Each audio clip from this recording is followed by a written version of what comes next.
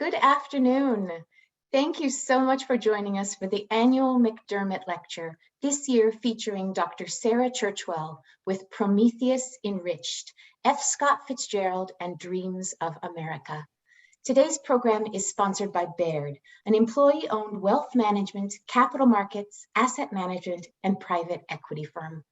I'm Elaine Hopkins, Director of Programs and Services for the Friends of the St. Paul Public Library, which is the Library of Congress designated Minnesota Center for the Book.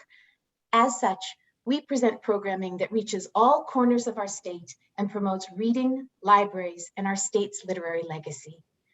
As we get started this afternoon, we'd like to take a moment to acknowledge the Dakota people, indigenous keepers of the land on which we are based.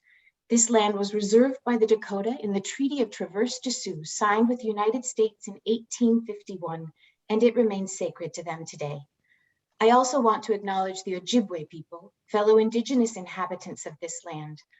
Dakota and Ojibwe people are also the original stewards of stories in this place now called Minnesota, and we at the Friends honor that tradition and the knowledge and values embedded in it as we work to lift up storytellers in our state today.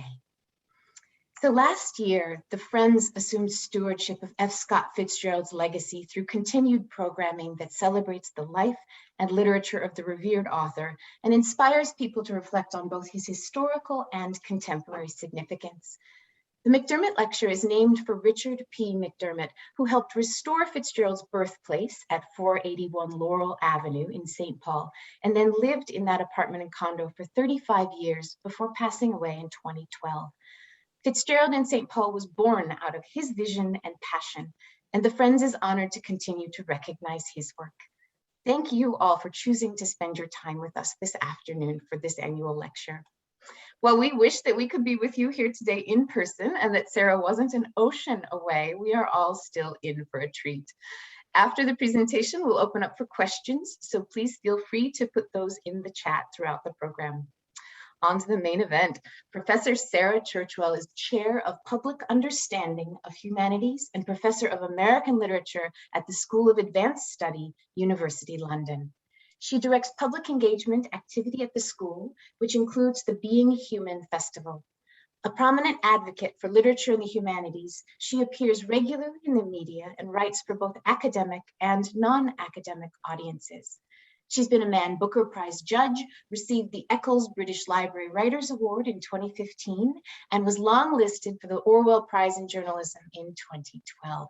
She's the author of Behold America, The Entangled History of American First and the American Dream, and Careless People, Murder, Mayhem, and the Invention of the Great Gatsby.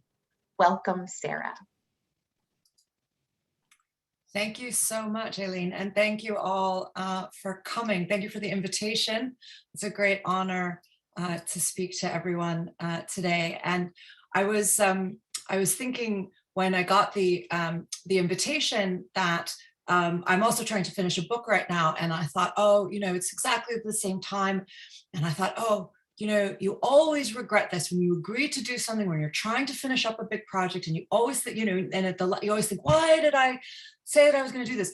And this time, didn't think that for a second. I was like, oh, I'm in my safe, happy place talking about Scott Fitzgerald. I'm so glad to have a respite. I'm so glad to have been able to spend some time thinking about this, which is just absolutely my favorite thing to do. So thank you very much for letting me go back to where I always kind of want to be, which is Scott Fitzgerald. So I'm going to share some slides now and talk a little bit about some things that I've been thinking about.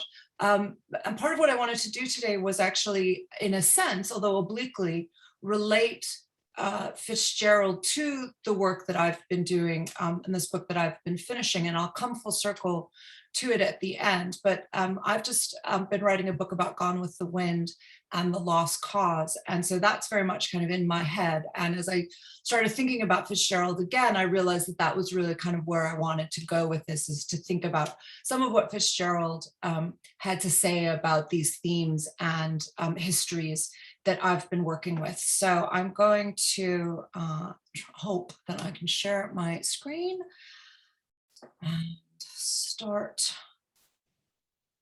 this. If that wants to work. Is that working? Can you see can somebody give me like a thumbs up if it's working? Okay, I'm gonna assume that it's nobody's screaming that you can see my screen and that it's working.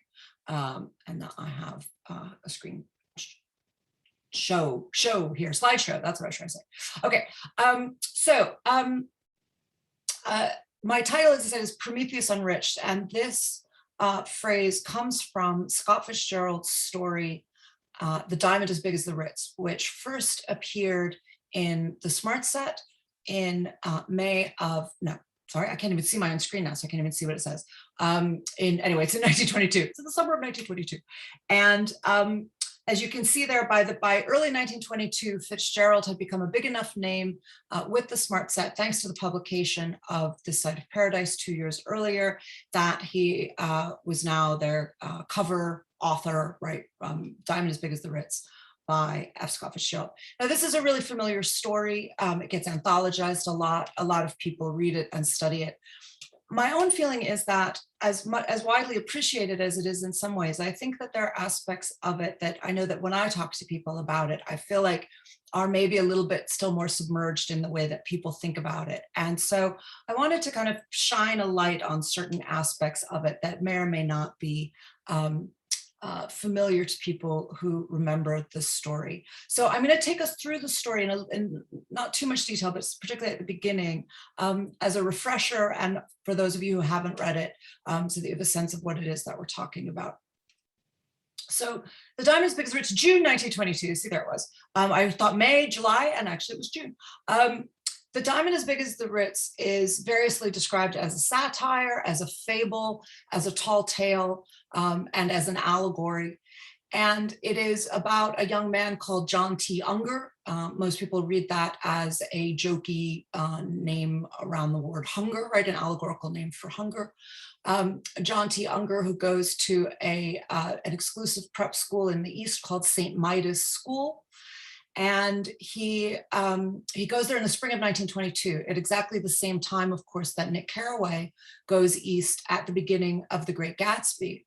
And when John T. Unger goes to St. Midas School, obviously wanting to get that touch of gold, Fitzgerald is there using exactly the same imagery that he uses with Carraway. When Carraway comes to work on Wall Street, he comes to work as an investment banker. He's a bondsman, he's in bonds. And Nick Carraway tells us that he came with 12 volumes on banking and credit and investment securities, and they stood on my shelf in red and gold like new money from the mint, promising to unfold the shining secrets that only Midas and Morgan and Maecenas knew. So this sense of wanting to crack open the treasure chest and the knowledge that will get you to wealth. Now, I'm not going to do a close reading of Gatsby. Those of you who've heard me talk about Gatsby a lot may be grateful for that. I'm going to bring in a little bit of Gatsby, of course. What happens is John T. Unger meets a schoolmate called Percy Washington, and Percy Washington invites John Unger home with him for the summer holidays to his father's ranch in Montana. And then the narrator tells us that this is a story of the Washington family. Percy Washington, Unger's friend. This is a story of the Washington family. And at that point, I think we're clearly in the realm of allegory. This is a story of the Washington family. And that's how we need to read this story, in my view, is as a story about America, as a story of the Washington family. So here is the story of the Washington family as it is related to us. The father of the present Mr. Washington, so the grandfather of John Unger's friend Percy, had been a Virginian, a direct descendant of George Washington and Lord Baltimore. At the close of the Civil War, he was a 25-year-old colonel with a played-out plantation and about $1,000 in gold. Fitz-Norman Culpeper Washington, for that was the young colonel's name, decided to present the Virginia estate to his younger brother and go west. He selected 24 of the most faithful Blacks, who, of course, worshipped him, and bought 25 tickets to the west, where he intended to take out land in their names and start a sheep and cattle ranch. Now, the more that we know about the history of the Civil War, and indeed the history of the antebellum South, I think the more that we can pick up on the details here and how carefully Fitzgerald is doing this, although his tongue is in his cheek, and it is a satire, the details are all really carefully chosen. It's not just that they are direct descendants of George Washington, although that's the obvious symbolism. And Lord Baltimore, we'll come back to Baltimore in a moment. But the idea of the played out plantation, right? So the end of the Civil War, and what happens, the South is devastated, plantations are played out, and you've got whatever little bit of money you've been able to pull together. He's got there now Fitz-Norman Culpeper to bring in the importance of Norman history to the antebellum South, the importance of the ways in which this is not just our familiar ideas about Anglo-Saxon histories, but also the ways in which the antebellum mythologies of the Old South were also based on Norman ideas and ideas about the Normans and the Saxons from that they got via Walter Scott, right? So the mythologized history of the Cavaliers, the mythologized history of the Saxon Knights, the mythologized history of the Norman yoke. And I mean, I could do a whole lecture just basically on the kind of symbolism of Fitz-Norman Culpeper Washington in the Old South, right? And all of the kinds of resonances that Fitzgerald is playing on there and pulling together all of these kinds of mythologized histories in the Old South. And what does he decide to do? He decides to go west, like many Southerners after the war, and of course before the war. And so here Fitzgerald is also pulling up the westward expansion that was part of what obviously precipitated the nation into war. And then this really problematic line for us today, he selected 24 of the most faithful Blacks who, of course, worshiped him. Now, I'm going to come back at various points and again in just a few minutes to some of Fitzgerald's casual racism, which is always a problem for those of us who are interested in Fitzgerald, who love much of his writing, but have to grapple with what is undoubtedly casual racism and often humor that is based on casual racism. And there is casual racism in The Diamond as Big as the Ritz, which I'll come back to in a moment. You are all free to disagree with me because this is just a reading, but the way that I read that line is that it seems to me that we have to read it as satirical. This is a satire. It's been set up as a satire. And it's that, of course, that I think signals here that Fitzgerald is being sarcastic. 24 of the most faithful Blacks who, of course, worshiped him. So what he's starting to do, I think, here is to set up the mythologies of the Old South, the feudal mythology of the Cavalier and the Gone with the Wind prologue, right? Of the faithful slave, of the Cavalier and his fair lady, all of that Walter Scott-esque romantic medievalist Old South mythology that also rewrote slaves as serfs who were loyal to the land that they served. And he is, as I say, I think he's here satirizing that by saying, of course they worshipped him and that they were faithful Blacks. As I say, this is subject to debate. I saw on the list of participants that there are at least one or two other published Fitzgerald scholars here, and they may well see this differently or read it differently. But it seems to me that he's here, as I say, spoofing that tradition and satirizing it. So what he does then is so what happens is Fitz-Norman Culpeper Washington goes west and he discovers a giant diamond. It's a mountain that is one giant uncut diamond, and he realizes that he's the richest man in the world, and he has to figure out what he's going to do about this diamond because he can't just dig it up and and sell it as it is. And he knows that the income tax people will start to get him. This is all this is all kind of, again, more kind of in jokes about the changing relationship of property owners, which is really what this is about, to the federal government. And again, I think Fitzgerald is tongue-in-cheek here. But so what he does is he realizes he's got this mountain, so he sends for his younger brother to put him in charge of his colored following, these 25 slaves who had never realized that slavery was abolished. To make sure of this, he read them a proclamation that he had composed, which announced that General Forrest had reorganized the shattered Southern armies and defeated the North in one pitched battle. The Negroes believed him implicitly. They passed a vote declaring it a good thing and held revival services immediately. Now, what we get here obviously is a satire that works on several levels, right? So first of all, we have a clear lost cause mythology, the idea that the South didn't lose the war and that it was not ignoble in defeat, and that in fact it was, and that was part of the lost cause mythology, right? It was not just that the Old South was a noble civilization, again, a la Gone with the Wind or other mythologies of the Old South, but part of the lost cause mythology also stated that the South hadn't really lost on the battlefield, and that they were just kind of like outmanned, and they were just, I mean, there were all these kinds of excuses and pretexts, and there are different iterations of it. But all of these versions that basically allowed the South to save face, to say that they had not really lost the war. They'd sort of lost the war, but not really lost the war. And here we get a spoof, a parody of the lost cause, in which we are told that, that he convinces these slaves that the war never ended.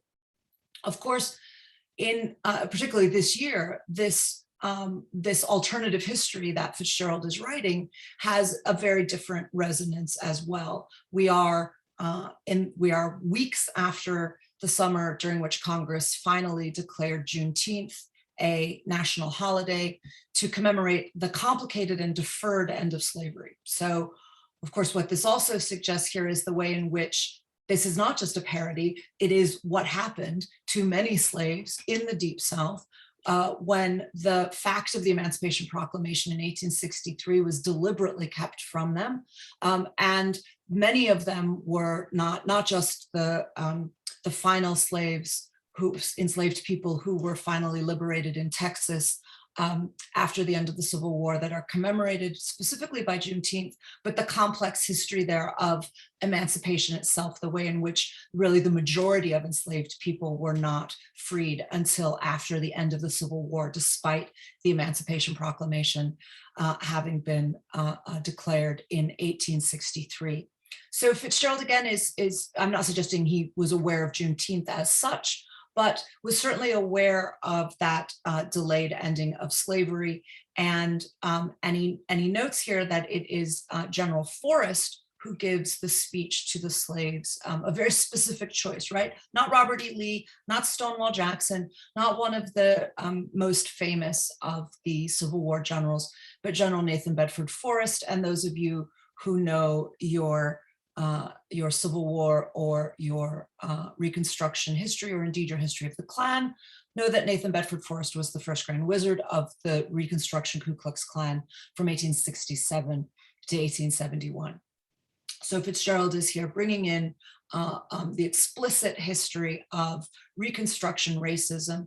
And I think that that is the subtext here in the way that I want to read this satire, is what happens with the story, the diamond that Washington discovers, is it enables him to reestablish his wealth through property after the Civil War. It means that he is able to retain his Black servants, slaves in all but name, in his case, in name, right?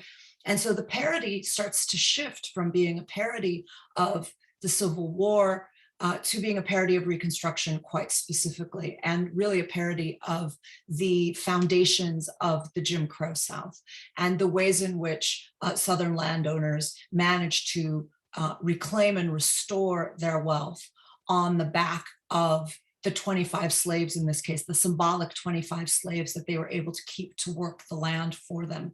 And through denials of emancipation, through denials of freedom, were able to rebuild white wealth and capitalism quite specifically, which is what the story becomes about. Now, you may think that I am giving Fitzgerald too much credit here. And again, that's something that we can talk about.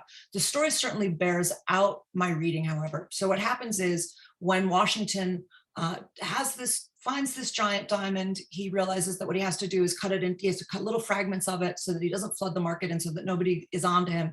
And he goes to Europe to sell them stealthily and in small batches. And he goes from 1866 to 1868, and he returns in 1868 estimating his own wealth at $1 billion, which of course is, this is a time before millionaires, right? So to estimate his wealth at $1 billion, this is Fitzgerald doing a kind of Dr. Evil, $1 trillion. Like, it's just the biggest gargantuan sum that in the 1920s you can imagine. $1 billion in 1860s money would just be, a trillion, whatever it would be. And so the history of Fitz Norman Washington was a long epic in gold. I almost titled this talk A Long Epic in Gold, which cited it was too long, among other things. But for me, that's really the key phrase of the story, that this allegory of America is a long epic in gold. And it's the story of an America built on the slaveholders like Washington, the founders who are also slaveholders like Washington, who are reclaiming their wealth and their property after the war. And then this satirical aside. There were side issues, of course. He evaded the surveys. He married a Virginia lady by whom he had a single son, and he was compelled, due to a series of unfortunate complications, to murder his brother, whose unfortunate habit of drinking himself into an indiscreet stupor had several times endangered their safety. But very few other murders stained these happy years of progress and expansion. I don't see how you can read that as anything other than a very clear and very, very sarcastic satire of the story of westward expansion, particularly through the railroads, particularly if we're bearing in mind that, and I actually should have pulled this quote up. I don't have a slide for this, but those of you who know your Gatsby will remember that at the end of Gatsby, Henry Gatz tells Nick Carraway that if Gatsby had lived, he would have been a great man like James J. Hill. And James J. Hill was one of the railroad tycoons from St. Paul, as I probably don't have to tell people who are tuning into the Friends of the St. Paul Library. You'll know more about James J. Hill than I do. But of course, he engaged in a quite homicidal contest with E.H. Harriman over who would control the railroads. And they were both accused of having had people murdered in order to maintain their control as railroad tycoons.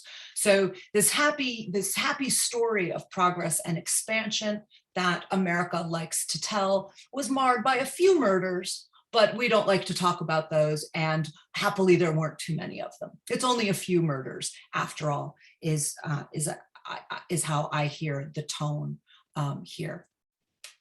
And then we have this exchange between Percy and John Unger about wealth and the importance of wealth. My father, Percy says, is by far the richest man in the world. And John says, I'm glad I like very rich people. The richer a fella is, the better I like him. And I really like rich people. And then the simple piety prevalent in Hades has the earnest worship of and respect for riches as the first article of its creed. Had John felt otherwise than radiantly humble before them, his parents would have turned away in horror at the blasphemy. So here we get the early seeds of Gatsby as the Platonic ideal of America, who must be in service of his father's business, in service of a vast, vulgar, and meretricious beauty, right? So he must be about his father's business, this country that worships wealth. This very familiar story of Fitzgerald critiquing an America that has become obsessed with material success, and so much so that it is a religion. Now, Percy's father, Braddock Washington, is named Braddock Washington. All of the names in the story are symbolic. General Braddock was kind of famous for overconfidence, and that's what happens at the end of the story, is that as Braddock Washington is determined that he must protect his secret lest there be a panic that will reduce all of the property holders in the world to utter poverty, he starts kidnapping people and he starts murdering more and more people in order to protect his secret. And this idea of a panic at this point in time, I think, has to suggest, and again would have suggested to Fitzgerald and his first audience, the panics, the post-war panics, particularly the Panic of 1873, that was about an overconfident bubble. It was about a bubble that burst, securities markets and the railroad development. It was a finance bubble. And then of course there was also the Great Depression of 1893. So there are a couple of major financial panics that happen in the post-war years that are a result of overconfidence and overexpansion of American capitalism. And Fitzgerald has his Braddock Washington, realize that that could be attendant on the secret of his great wealth being found out. So he must maintain his monopoly capitalism at all costs. Now, I said I would mention, come back to the question of the kind of casual racism in the story. I think it's an important aspect here, first of all, because we have to address it. But secondly, because again, the way that I want to read this is actually being about Reconstruction capitalism and really at least touching on the foundations of Jim Crow, is that Fitzgerald has Braddock Washington stop to explain to John Unger that that his slaves are, well, his Black people, because they're not technically slaves, but they believe that they're enslaved to him, are the descendants, and there are now about 250. And then he says, you've noticed that they've lived so long apart from the world that their original dialect has become an almost indistinguishable patois. And then they only bring up a few of them to speak English, which I take it as a kind of analog for keeping your slaves illiterate, again, so that they wouldn't know that they were emancipated, so that they would believe that when General Forrest tells them that the South won the war. And so only a few trusted servants are taught to speak English. And John and the narrator really starts to wonder what is this desperate transaction? Desperate transaction would also be a good pull quote for this talk. That's, I think, what Fitzgerald is getting at here, is the increasingly desperate transactions that were shaping America's racing after wealth.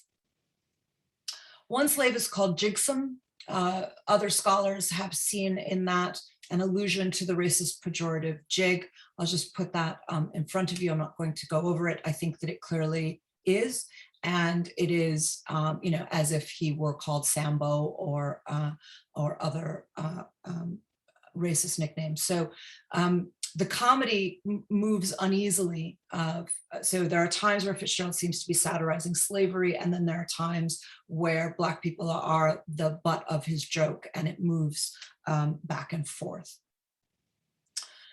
And then what happens is, I'm going to spoil The Diamond as Big as the Ritz for those of you who don't know it, but the mountain is discovered, and airplanes start to come to bomb it.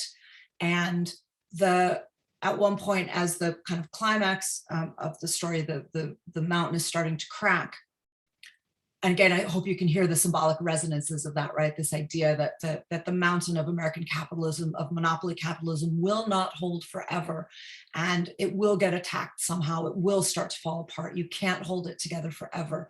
And one of the things that happens is that the Negro quarters begin to crack, and the descendants of the slaves fall into it. And Percy Washington's sister, Kismine, says, there go $50,000 worth of slaves at pre-war prices. So few Americans have any respect for property. I actually think it's one of the funniest lines in the story. Again, people may disagree about how much credit we're going to give Fitzgerald there for satirizing slavery. It seems to me that what he is seeing very clearly here is the degree to which the modern capitalism of the 1920s that he is satirizing in Gatsby, and indeed in this story, written in 1922, as I said, is built on the slave system. It is built on plantation slavery and the capitalism that succeeded it. That's what this story is about, is recognizing the foundations of modern capitalism in the slave system. Now, Fitzgerald thinks that's funnier than we do, but he also recognizes the fundamental truth of it. And that's, I think, such an important part of what this story is doing. And once the foundations of monopoly capitalism are cracked, then the dark and glittering reign of the Washingtons would be over. Another good title. We could do The Dark and Glittering Reign of the Washingtons. Fitzgerald's such a phrase maker. You can just keep pulling them out, and titles everywhere. And what happens is, and then I'll stop with the story, don't worry, and then we'll move on, is that Braddock Washington goes and he tries, at first Fitzgerald suggests that or gives the impression that he's going to bargain with God. But in fact, he decides he's going to try to bribe God.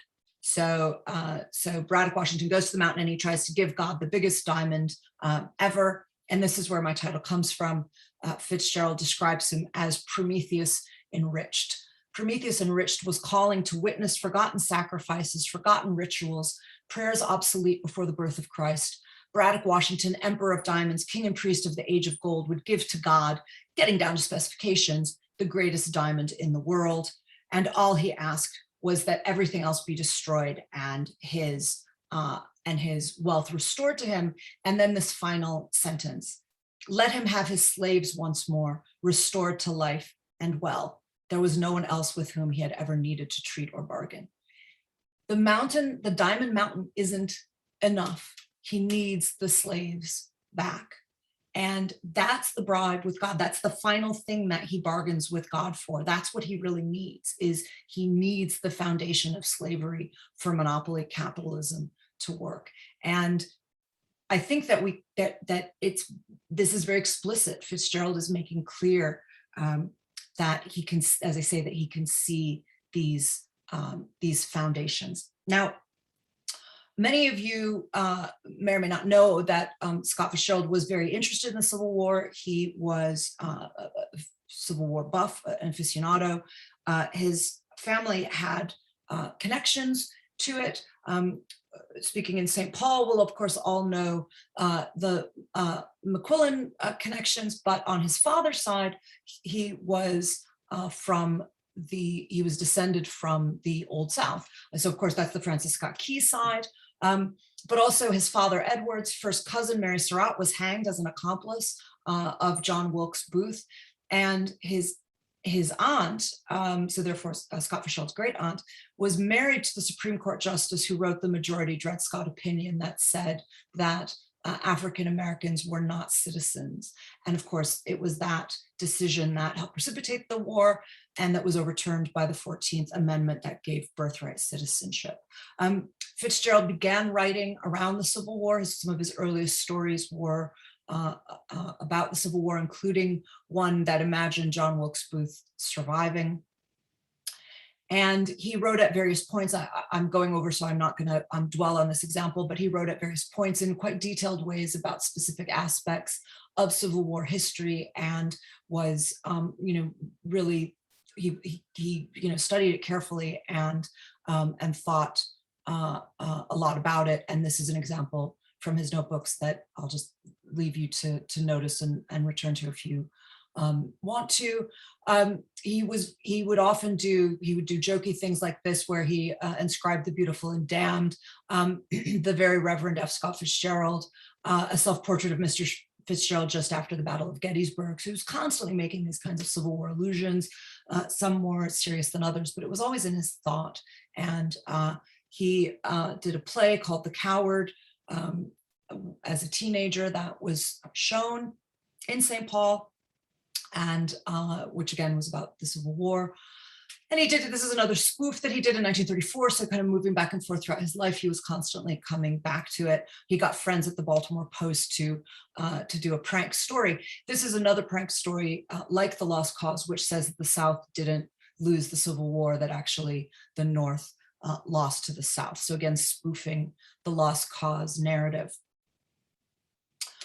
He was writing other stories about the Civil War at exactly this time, and he did talk about them as satires, not just The Diamond as Big as the Ritz, which had an earlier title called The Diamond in the Sky, but also his story, The Curious Case of Benjamin Button.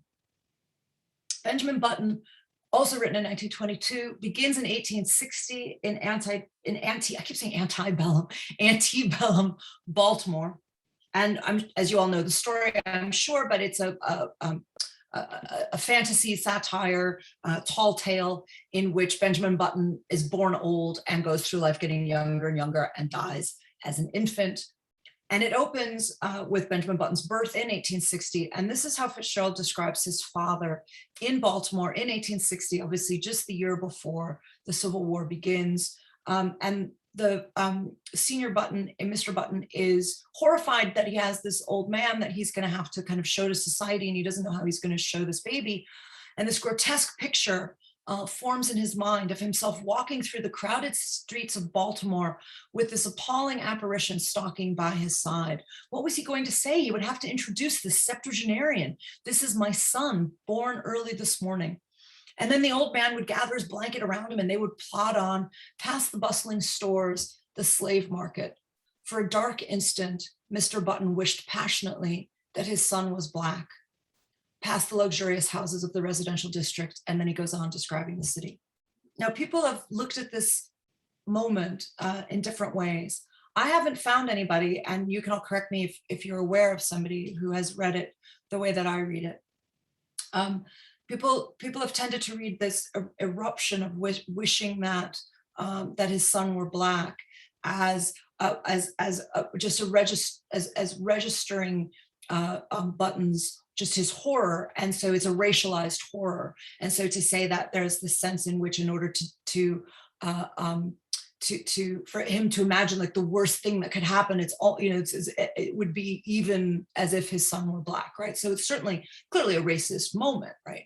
But that but how we read it, I think is worth questioning, because to me it seems clear that what Fitzgerald is suggesting here, as Mr. Button walks past the slave market in 1860 in Baltimore, is that he wishes his son were Black for a split second, because that means he could sell him. I think that has to be what that means. And then he realizes he can't think in those terms. And so he goes back to thinking about society. But it is this split second, a dark instant, wishing passionately that his son was Black, because then he could sell him off. And of course, slaveholders frequently sold their own children into slavery, as Fitzgerald certainly knew. It seems to me, again, now you may think I'm giving Fitzgerald too much credit here, but it seems to me that this is one of those moments where he is moving towards satirizing racism and not a racist satire. But again, that's to be discussed, and people may disagree with how I'm reading it. Fitzgerald described these stories as fantasies. I've already said we can kind of see them as tall tales. They are fables about conformity and individualism as part of their ways that they're thinking about American society in the 1920s. Benjamin Button's also helps his father have a successful hardware business, which may ring bells for those of you who remember Gatsby, which I will come back to in a minute. But he's also been read in a very good essay by Frederick Wegener from 20 years ago called The Two Civil Wars of Fitzgerald. This story of Benjamin Button's reverse through time has also been read, it's certainly how I read it, as an allegory of America's decline in the postbellum period. Fitzgerald sensed that the country was diminishing, that this diminished present was following a glorious and mythologized past, or questionably glorious, but a certainly mythologized past, and that cultural degeneration was following. And Wegener puts it particularly well, so I thought I'd let him make my point for me, because he puts it very elegantly. He says, the Civil War was the point of disconnection from which one could trace a long national dwindling, illustrated rather graphically in a tale like The Curious Case of Benjamin Button, whose aging parallels that of the nation in what becomes Fitzgerald's strange allegorical reading of its postbellum history, as if America itself had begun gradually but inexorably regressing to a kind of embryonic insentience over the decades that followed the Civil War. I want to come back to the idea that this allegorical reading is strange at the very end, but I think this point of disconnection is a really, really important point for us to think about, and for me, certainly in understanding Fitzgerald. For Americans of Fitzgerald's generation, the Civil War was this point of disconnection. It was a point of rupture. It was the point at which modern America emerged. Much as we talk about the post-war era after World War II and the post-war settlement and liberal America and the Cold War, this sense that before the war, life was ineradicably different. And then there is this rupture that is the war. And then our modern life, in some recognizable way, emerges from that post-war moment. For Fitzgerald's generation, I think we're wrong to constantly put the jazz, to constantly link the Jazz Age back to the First World War, because of course they were already adults at that point. It's the Civil War that is that kind of social and cultural rupture that remakes America. And Fitzgerald is by no means the only writer of his generation who saw that. Of course, Faulkner does in a different way, and in a very obvious way. But there are less obvious writers who do it as well. In particular, writers like Edna Ferber, who's very interested in this making of modern American capitalism after the Civil War in novels like Showboat and So Big. And there are others. I don't have enough time to go through them, but Fitzgerald is here, I think, quite typical of his generation, but except for the depth of his interest in the Civil War and the detail of his knowledge over time. He also, I won't dwell on this example, but it comes up at other writing he was doing at the same time. And of course, his marriage to Zelda Sayre, quintessential Southern belle from Montgomery, the original capital of the Confederacy, the cradle of the Civil War by some tellings, and the ways in which Zelda's symbolic identity as both a Southern belle and as a kind of a representative of the Old South in Fitzgerald's imagination is something that's been written about at great length, and I think there's a lot to it. But Fitzgerald is clearly also aware of the act of mythologization around the South. Here we have a reference to what is basically the United Daughters of the Confederacy and their building of the monuments that are now coming down. And he's talking about the fetish of the lost cause, the ways in which these shrines were being created, and these relics of shredded battle flags and romantic sabers. And then he mocks the women who are doing it. He says the lost cause doesn't need the Miss Rachel Marys and the Mrs. Gladys Phoebes, who are these women who come in and are trying to build up this lost cause mythology. Fitzgerald made the same point about the Civil War as a break in American life. The chain parted at the Civil War, always the broken link in the continuity of American life. I'm going to do a couple of examples from Gatsby, bring us up to date, and then I'll stop. Some of you will remember that there are a couple of references to the Civil War in The Great Gatsby, and this is the most important one. It's the most explicit one. That the Carraways have a tradition that they're descended from the Dukes of Buccleuch, but the actual founder of my line was my grandfather's brother, who came here in 1851, here to this small Middle Western city that he doesn't name, but we all know is St. Paul, sent a substitute to the Civil War and started the wholesale hardware business that my father carries on today. Again, a famous moment, but I want to read that substitute there a little bit differently, because around the First World War, there was an active debate in American popular culture and cultural discourse around the sending of substitutes if there were to be a draft. And in fact, there was a debate in Britain when it brought in the draft during the First World War about whether substitutes would be allowed. So, and it was reported in even the Minneapolis press. I mean, it was reported around the country, but what I meant even there in terms of Fitzgerald's likelihood of seeing it, it was everywhere. And so here we have Minneapolis reporting the debate in Britain, right? And making, in 1915, and making a comparison to Lincoln and the decision around voluntary versus involuntary conscription. But the idea of shirking comes into the debate, right? So the debate is very simply about whether you're shirking your duty if you pay somebody else, right, to be your substitute.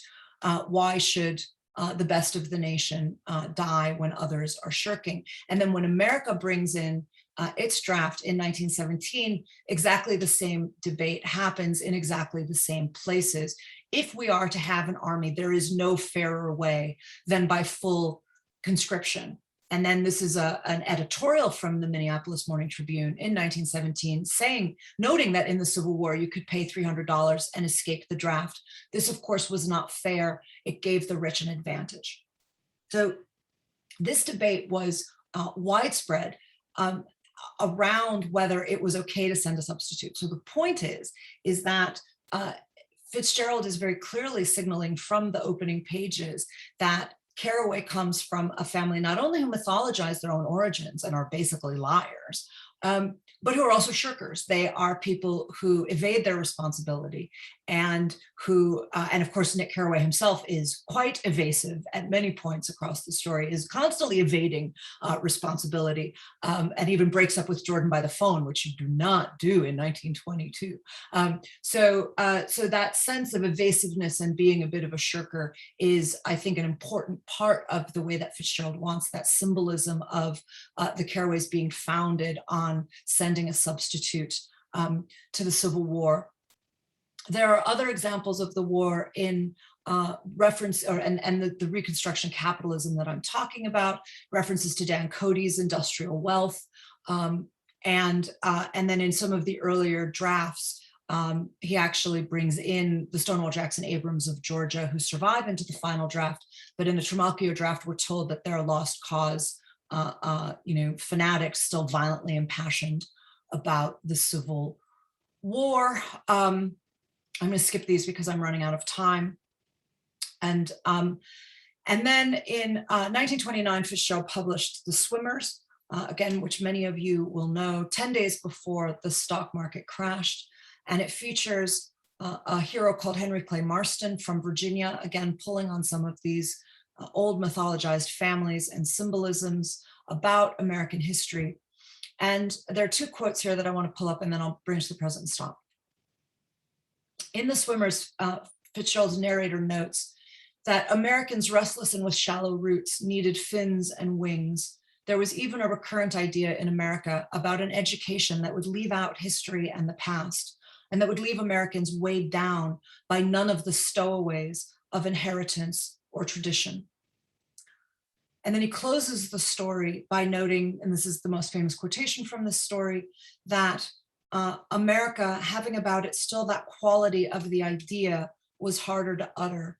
And it was in part the graves at Shiloh. So again, bringing in that history to help us articulate the idea of America, and the idea of the importance of America, of the importance of that idea, is underscored by the fact that he inserted it in the draft. He wanted that quality of the idea as a way of thinking about America, the idea of America.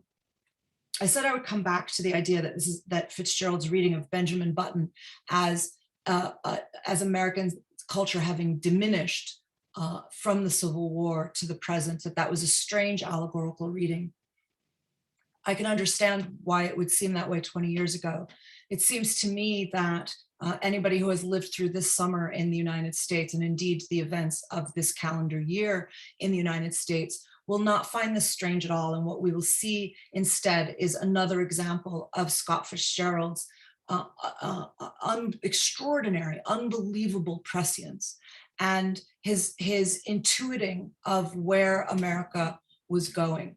Of course, he didn't predict the events of this year, but understanding that a tradition that was not weighed down by history, that did not understand its own past, that believed in its own mythologies, would only continue to diminish. Its dreams would diminish, its ideas would diminish, as all it did was chase the wealth of, I'm going to skip this one, the wealth of Prometheus enriched. He's riffing in that phrase, obviously, on Prometheus Unbound, the idea that man is this figure who is heroically struggling toward enlightenment, and with Prometheus enriched, the idea that all Americans are struggling toward is enrichment. You all knew where I was going with this. As I say, it is his extraordinary prescience to see the diminution of the idea of America, of this foundational rupture, this rupture from which America has been declining and declining and declining. Now we'll read what's happened differently in relation to the Civil War and race than Fitzgerald was reading it. but he intuited that that was the path. He intuited that this interconnection of capitalism, slavery, race, mythology, and the dreams of America were pulling apart after the Civil War rather than pulling together. There is a Fitzgerald text that predicts Donald Trump better than any of the other ones, and that is the vegetable. That may sound like I'm making a cheap joke. I'm not. I'm actually making a serious point here, because those of you who know the vegetable know that it is about a man who is totally unfit to be president, but it is a presidency in the shape of a delirium. And it's a delirium in the second act in which nepotism runs rife. America declares war on the world. Corruption is everywhere. And he's impeached at the end of the delirium. But it is a delirium and not a dream. And it seems to me that fundamentally that is the most prescient part of what Fitzgerald understood, was that the dream without the history, if we dream of America without history in the past, weighed down by none of the stowaways of inheritance or tradition, we end not with the American dream, but in an American delirium. Thank you.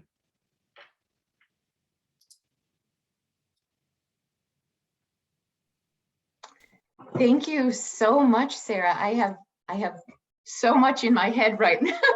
Sorry, I ran a little over there. Sorry. I was like, no. And I'm going to say this much faster than I thought. So appreciate your thoughts and reading here, and thank you. So we are going to open this up. We've got time for questions, so please do put your questions in the chat. And I think because there is just so much about what you covered in this lecture, I'm actually going to go a little bit broader and start with a more general question to get us going. What drew you to focus on American literature and Fitzgerald in particular? Well, I'm glad you asked that. You know, when I went to grad school, I hadn't quite decided what I wanted to do, and I think, like many of us, I just knew I wanted to study literature and was sort of playing around with it. But the book that sent me to grad school was actually not Fitzgerald. It was Willa Cather. It was My Antonia, and I grew up in the Midwest. I grew up in Chicago, and it was rereading that after I had finished. So most of my undergraduate education, I didn't do American literature in my undergraduate education. So I mostly did British literature, English, but also I did Scottish, I did Irish, and I don't think I did any American literature as an undergrad, actually. And then I went back and I reread Willa Cather after 4 years of studying literature, and suddenly I knew how to read. And I went, this is amazing. And I suddenly thought that I don't know, I just really wanted to understand it better. And so I think that I've had this very slow, kind of stupid in important ways, realization that I've always wanted, that this is the project I've always wanted to be doing, which is to understand to understand our past through our literature and to look at how they work together. And it took me a long time to really start to come to grips with the history.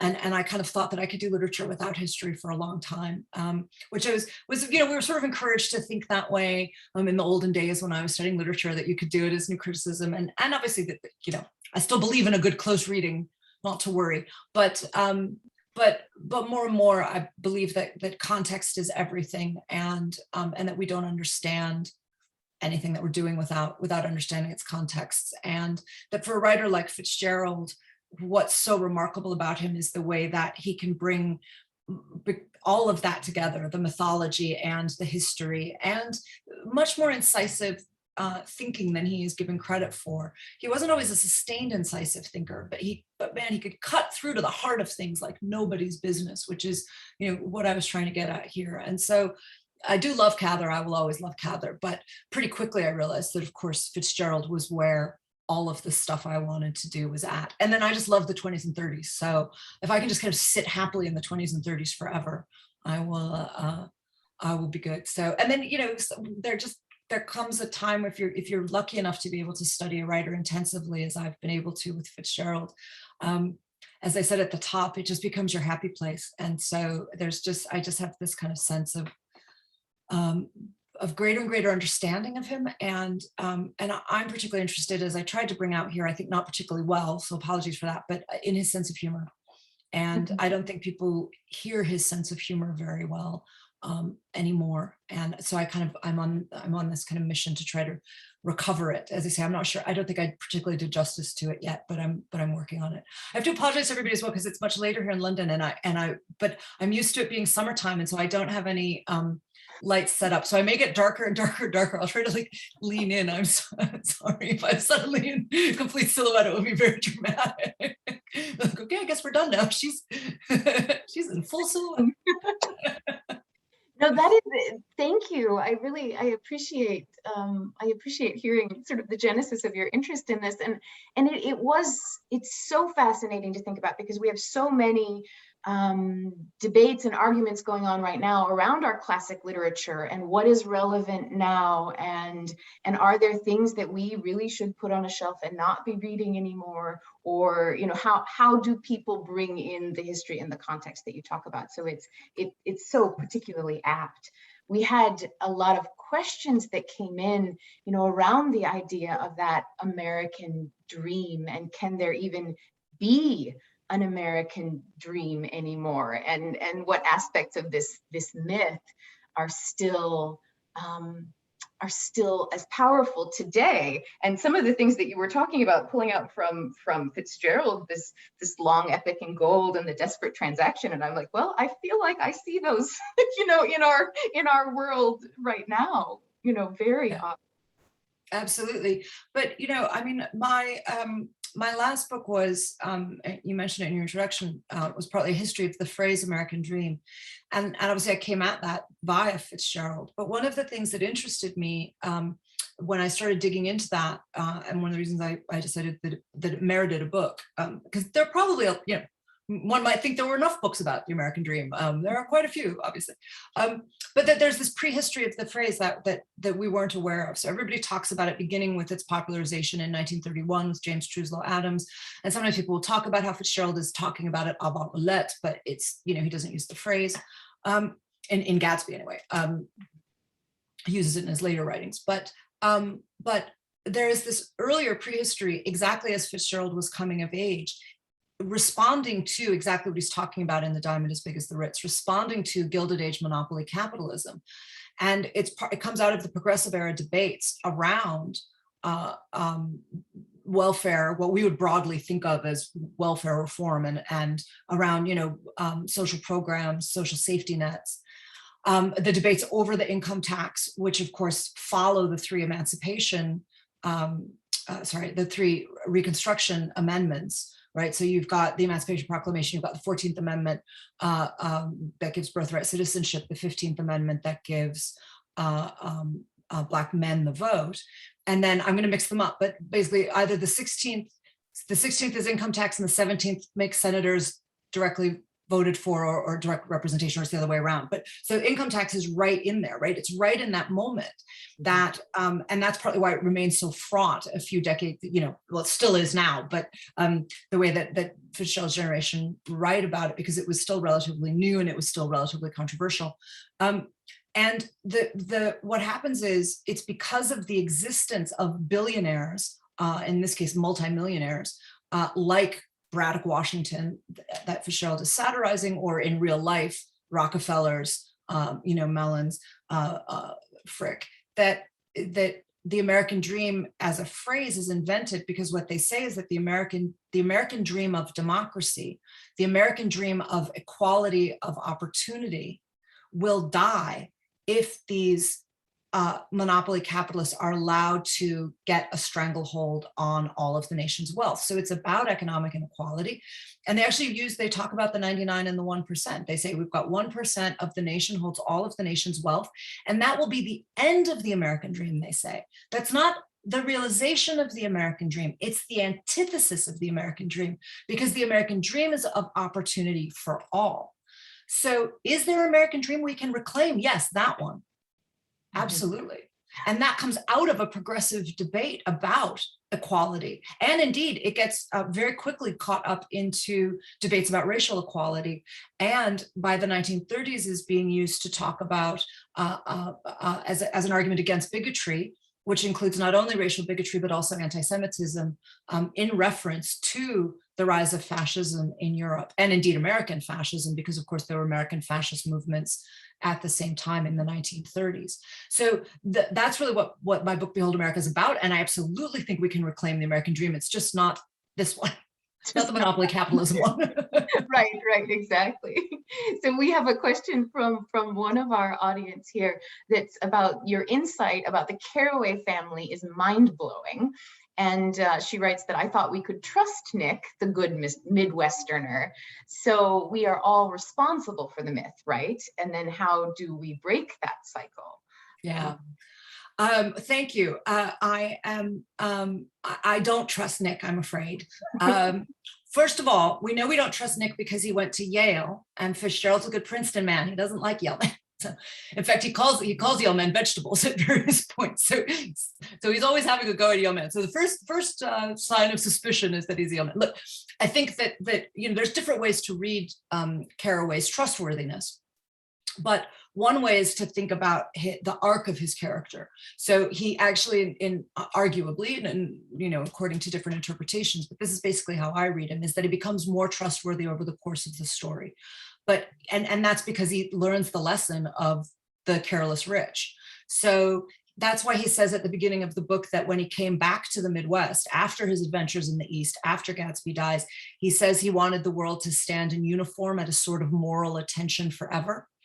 He's kind of rediscovered morality, but he goes east to get rich. That's why he has his volumes of Midas and Maecenas. He goes to work on Wall Street. He says it's a boom, and I thought I could get rich too. And he says that in almost so many words.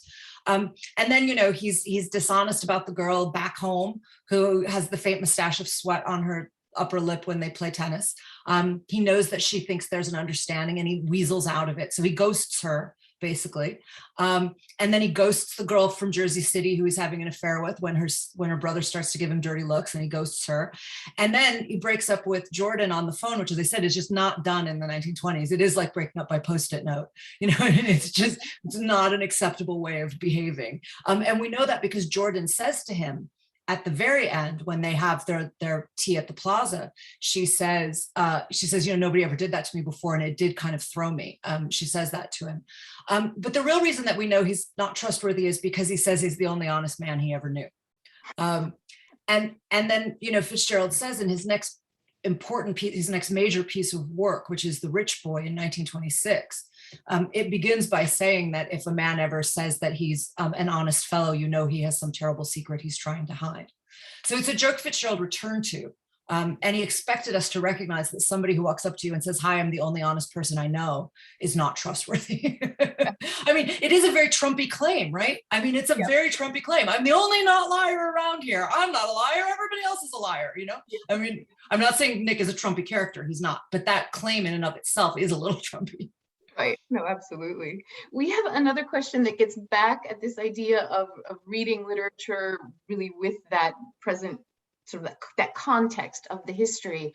And so our attendee has said that without the wonderful and informed context that you've provided here, do you have thoughts about how works like Diamond or other Fitzgerald material can be presented and lifted up today in that context of the embedded racism, casual or otherwise, without a myriad of disclaimers? It's a really good question. And I think it probably can't be done quickly. It probably does need, if not a myriad of disclaimers, it does need careful framing. It needs careful situating. And the way that I'm trying to approach these questions as a white woman, thinking about the racist histories and legacies and meanings of the texts that I work with, is that the only, and indeed to the lost cause stuff and to everything that's happening in our political life right now, the only solution I can see is just to tell the truth. But which sounds really, simplistic, but truth is complex. And so what we have to do is try to tell the truth in as complex a way as we can. And that requires deep understanding. And so to me, the thing about Fitzgerald's humor here is the tricky part, because it is about kind of having an ear for his tone. And then, as I say, this question about who's the target of the joke and where does the joke land? So as with the joke Jigsum, that's clearly a racist joke. I don't think there's any, in my mind anyway, there's no doubt about that. I don't see any way in which that's an interesting joke. It's a cheap racist joke. But the other ones that I was pointing out, it seems to me that they are, as I was saying, that they are satirizing the socioeconomics of slavery, not the racism. He's less troubled by the racism, but he recognizes the socioeconomics of it, and he recognizes the injustice of it without being willing, particularly at that stage in his life, to take the next step into rejecting racism. Now, he does repudiate racism later, right? He repudiates it, well, again, we can argue how strong repudiation is, but in the Crack Up, where he confronts his own racism and then sees it as a sign of his own mental illness, and as a sign of his own depression. And he says that was first he says that Black people made him sick, which is this horrifying racist thing to read. And then he says, but then he recognizes that that was a symptom of his own illness. So he starts to have a different relationship to it. I don't think you can do this stuff, these huge questions of the legacies of race and racism and slavery and, white privilege and the canon and quickly. Mm-hmm. And I'm not sure you can do it with very young people either. I think that maybe parts of it. I as a university lecturer, I work with adults, so I don't have enough experience working with young people, with very young people, to have a good sense of what's age appropriate or not. But I'm sure that some of this complexity obviously is not age appropriate. And so to sort of figure out how can we start to just keep nuancing the conversation without apologizing for anybody and without being defensive and saying, oh, because I love Fitzgerald, he can't be racist. He was. But also to recognize that people's minds change. As I said, Fitzgerald's attitudes about race evolved over his lifetime. They absolutely did, just as Mark Twain's did. And so to pay due attention to that, and as I say, to just keep trying to tell the truth. But that's why I think it's so important that we're given opportunities by people like the Friends of the St. Paul Library to go into detail and to explain this, and to not have everything just be a quick take on Twitter, because you can't do justice to it in a Prezi meme that goes around the internet. It just won't get the job done. Mm-hmm. Thank you very much for that response. And I think it's such a helpful thing for us to understand too, as an organization that that has programming devoted to Fitzgerald's work and his life, and how we can really think about presenting that in a way that has that framing and the context and speaks to the relevance of it today. I feel like that was just such a marvelous answer, that was a great point to end. I want to thank you so much, Sarah. We're really, really appreciative that you've shared your knowledge and your passion for Fitzgerald and American literature with us today. And we'd like to thank everyone for joining us. We're very, very grateful also to Baird for sponsoring all of our Fitzgerald programming. And I'm going to end with a way that you all can support the St. Paul Public Library by attending our virtual gala, which is a fundraiser to support the library. Fitzgerald's thoughts about the library, and in fact our own Central Library in St. Paul, are rather infamous, but we have a way for you to support the library and the work of the Friends while enjoying some great contemporary authors. So we will put that link in the chat, and then you can also find out more about the organization at www.thefriends.org. So thank you again, Sarah. Everyone enjoy the rest of your day, and perhaps we can belatedly raise a glass in honor of Fitzgerald's birthday with just a few days ago. Happy birthday. Yeah, happy birthday, Fitzgerald. Yes. So thank you again, and take care. Thank you all very much. Thanks.